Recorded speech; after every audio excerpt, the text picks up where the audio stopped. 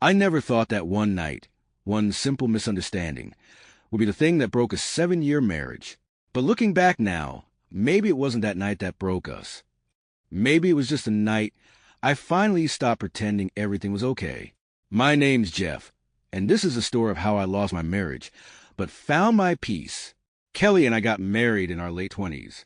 We were young, hopeful, and ready to build a future together. The first few years were fine. Not perfect, but good. We laughed, took trips, planned the future. I thought we were solid.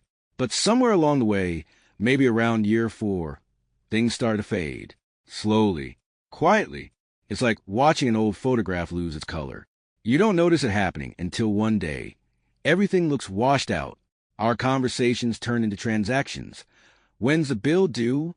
Did you pick up groceries? Can you take the trash out? It wasn't love anymore. It was logistics. Affection disappeared. Arguments became routine. And her tone started cutting deeper than any words could. Still, I kept trying.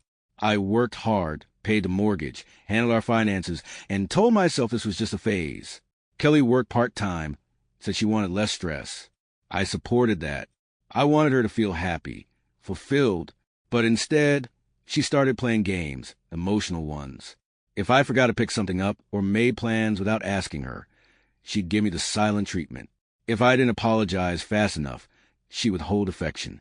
And me, I gave in every single time because I thought that keeping the peace meant keeping the marriage.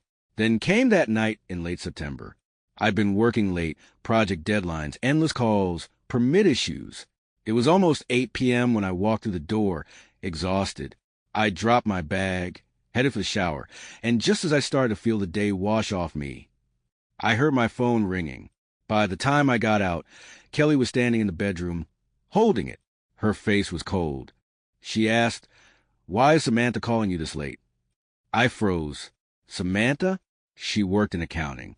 We talked about project budgets, expense reports, invoices, nothing personal. I told Kelly it was probably about a payroll clarification. She didn't believe me. She crossed her arms and said, "Normal co-workers don't call each other at 9 at night." I sighed. I was too tired for this. I tried to explain that deadlines don't care about clocks, that Samantha probably just needed quick info. But Kelly wasn't listening. Her eyes narrowed, her voice sharper now. "You're acting like I'm crazy for asking a question." Then she hit me with an ultimatum. "You can sleep on the couch until you learn how to talk to me with respect, and until you apologize for another woman calling you this late." That was the moment. Right there. That was when something inside me finally broke. For years, I'd apologized to end arguments I didn't start. I'd taken blame for things that weren't wrong. I'd chosen peace over self-respect. But not this time. I looked her in the eye and said quietly, "If that's what you want, I'll sleep on the couch." The surprise on her face was almost comical. She'd expected me to plead, to chase her forgiveness like I always did. Instead, I walked to the guest room, grabbed a pillow, and shut the door behind me. That first night felt strange, but peaceful. No arguing, no tension, just silence. And for the first time in a long time, I slept, really slept. Kelly didn't like that. The next few days, she started trying to make things uncomfortable. She turned off the Wi-Fi before bed, stopped cooking, moved through the house like I didn't exist. But I didn't react. I started leaving early for work, grabbing breakfast at a diner near my office. After work, I'd eat out or cook something simple alone. I kept sleeping in the guest room, calm, detached, and somewhere in that silence, I started thinking clearly for the first time in years. I saw the patterns, the manipulation, the punishment, the control. Peace in our home had always come at the cost of my self-respect.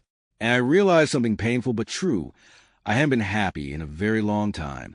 After a week, I cleaned out the guest room properly, moved my clothes, my books, my laptop, set up a small desk, my PlayStation, even bought navy blue curtains, ones Kelly once vetoed. It started feeling like my own little sanctuary.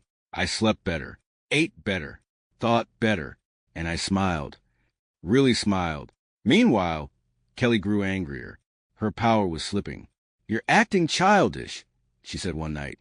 "Enjoying your little vacation from our marriage? But she was right about one thing. I was happier.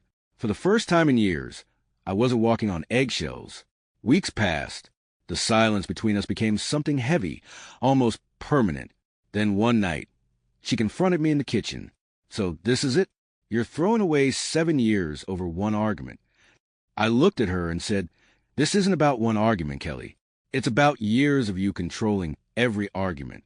Peace has to go both ways." She called me dramatic, said I was overreacting, but I was done reacting.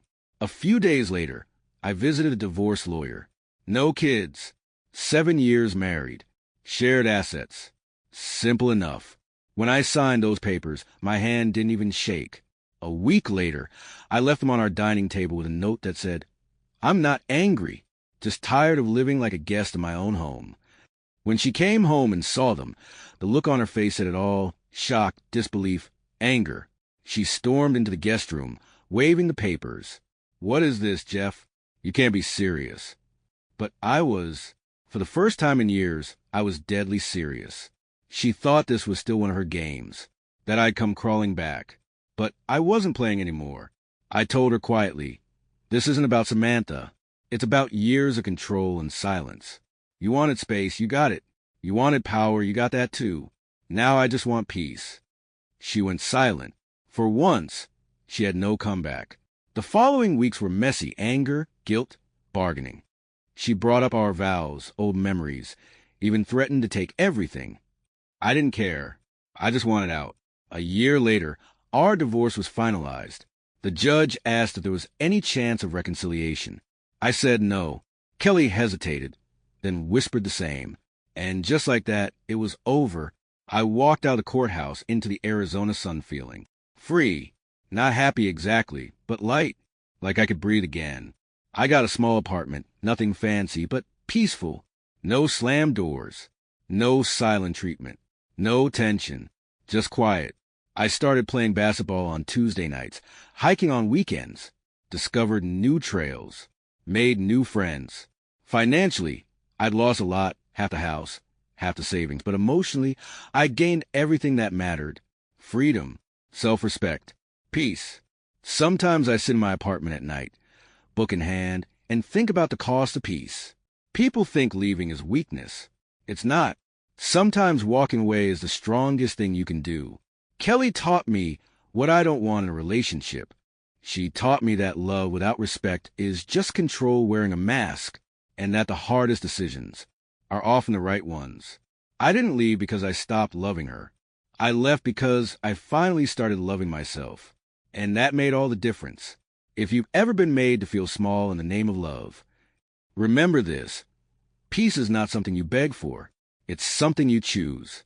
And sometimes choosing yourself is the most powerful act of love there is.